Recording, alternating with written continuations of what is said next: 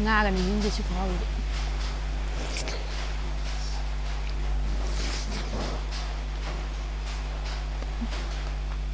ꯆꯝꯕ ꯆꯥꯏꯅ ꯌꯦꯡꯈꯤꯗꯕ ꯇꯧꯕꯤꯒꯅꯨ ꯆꯪꯕꯅ ꯍꯦꯟꯅ ꯆꯥꯛ ꯆꯪꯕꯅꯤꯀꯣ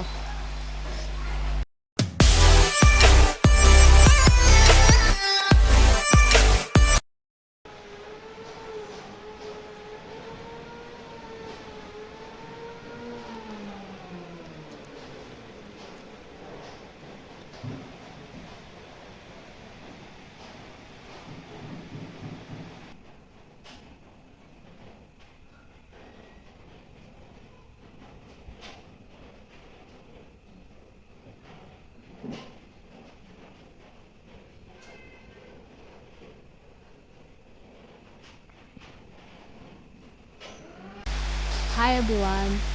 ꯑꯩꯒꯤ ꯚꯤꯗꯤꯑꯣꯁꯤ ꯌꯦꯡꯕꯤꯔꯤꯕ ꯈꯨꯗꯤꯡꯃꯛꯄꯨ ꯊꯥꯒꯠꯄ ꯐꯣꯡꯗꯣꯛꯆꯔꯤ ꯑꯗꯨꯒ ꯁꯕꯁꯀ꯭ꯔꯥꯏꯕ ꯇꯧꯗꯕ ꯌꯥꯎ ꯇꯥꯔꯒꯗꯤ ꯁꯕꯁꯀ꯭ꯔꯥꯏꯕ ꯇꯧꯁꯟꯕꯤꯔꯝꯃꯣ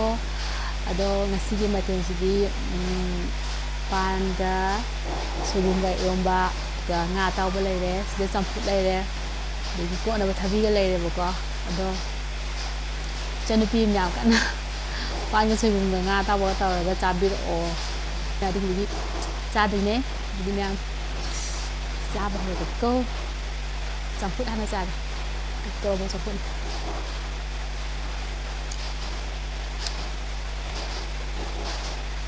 ꯍꯥꯎ ꯃꯩꯇꯩꯒꯤ ꯑꯁꯦꯡꯕ ꯃꯌꯥꯡ ꯇꯣꯟꯗꯨꯅ ꯍꯩꯊꯔꯒꯦꯀꯣ ꯍꯦꯛꯇ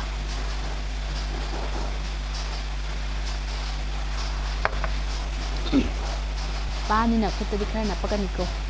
ꯑꯗꯣ ꯅꯨꯡꯉꯥꯏꯇ꯭ꯔꯁꯨ ꯅꯨꯡꯉꯥꯏꯇꯅ ꯑꯗꯨꯝ ꯌꯦꯡꯕꯤꯔꯣ ꯂꯥꯏꯠꯁꯨ ꯌꯥꯝ ꯅꯨꯡꯉꯥꯏꯇꯦ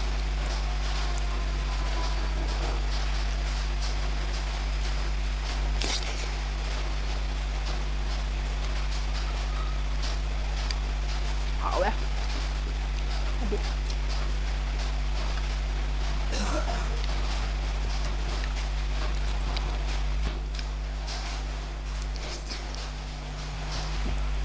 ꯉꯥꯒꯅꯤ ꯌꯨꯝꯗꯁꯨ ꯈꯥꯎꯏꯗꯤ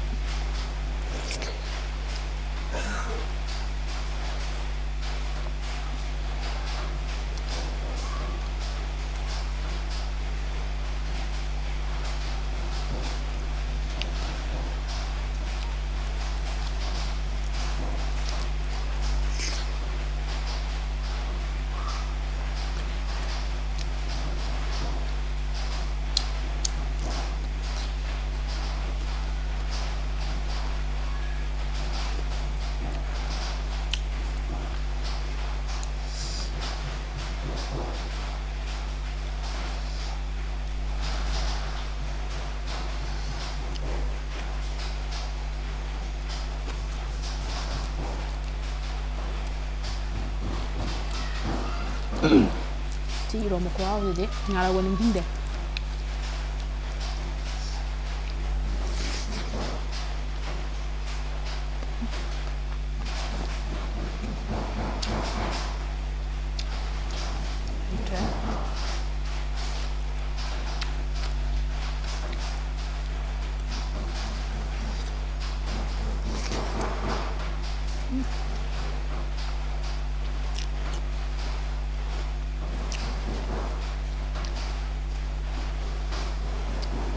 ꯃꯌꯥꯝꯅ ꯌꯦꯡ ꯅꯨꯡꯉꯥꯏꯅꯕꯅ ꯆꯥꯖꯕ ꯋꯥꯅꯤꯀꯣ ꯁꯥ ꯉꯥ ꯊꯣꯡꯕꯕꯨꯗꯤ ꯑꯆꯝꯕ ꯊꯣꯡꯕꯅ ꯍꯦꯟꯅ ꯆꯥꯛ ꯆꯥꯕ ꯌꯥꯏ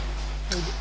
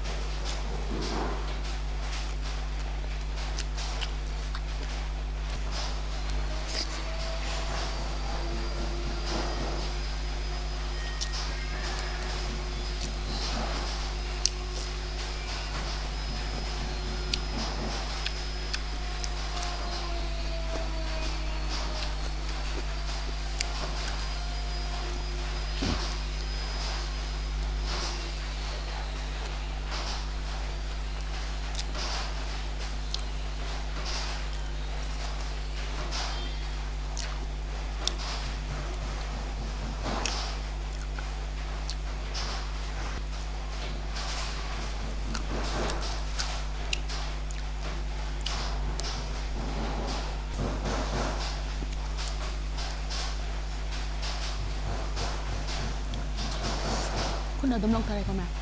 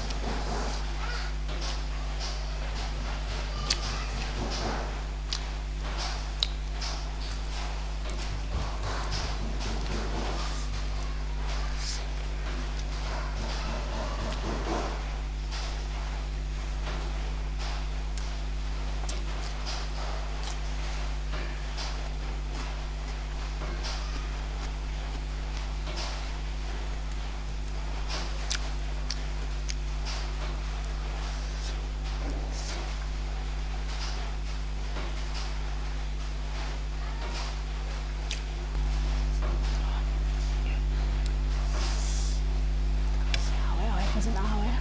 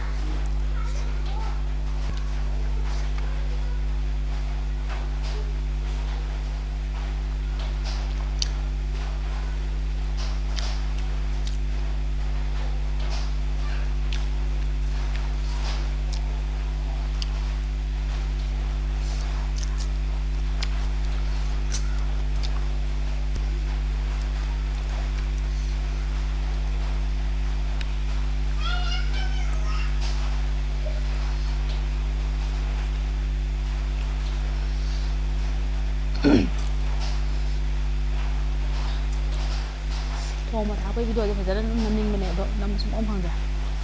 ꯑꯉꯥꯡ ꯂꯩꯕꯅꯤꯅ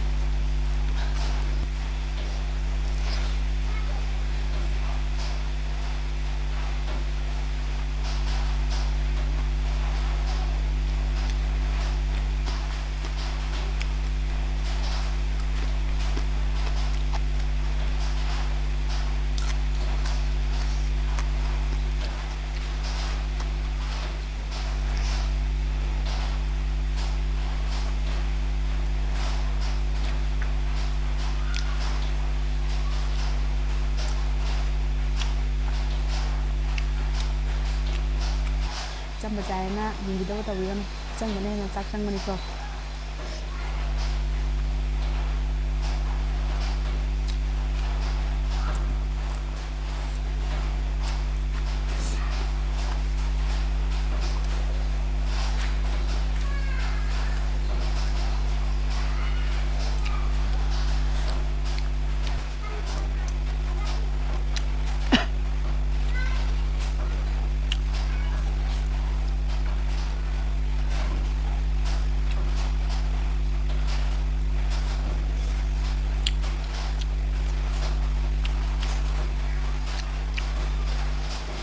ꯃꯌꯥꯝ ꯑꯗꯨꯗꯤ ꯆꯥꯕꯁꯨ ꯂꯣꯏꯁꯤꯜꯂꯕꯅꯤꯅ ꯚꯤꯗꯤꯑꯣꯁꯤ ꯃꯇꯥꯡꯁꯤꯗ ꯂꯣꯏꯁꯤꯟꯖꯔꯒꯦ